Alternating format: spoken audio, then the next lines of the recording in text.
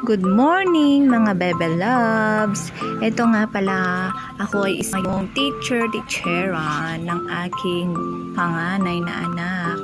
At malapit na ang kanilang final exam. O, diba? Division po kami dyan. Dahil mahina pa sa division, kaya kailangan pukusan, diba?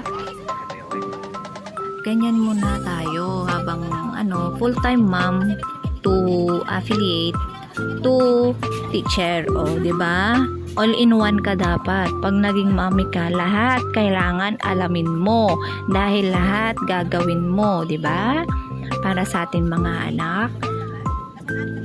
Hindi kasi pwedeng hindi mo alam, hindi mo kaya. Kaya kailangan alamin mo, pag-aralin mo para sa ating mga anak, ituturo rin natin ang kanilang kinabukasan ay maayos, 'di ba? Ganun lang po, 'di ba mga mi? Relate din po ba kayo sa akin?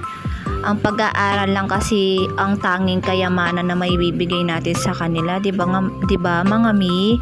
Kaya laban lang po tayong laban kahit nakakapagod at saka nahirap. Laban lang po tayo mga mi. Yun lang po for today's video. Maraming salamat po sa panonood. Bye-bye!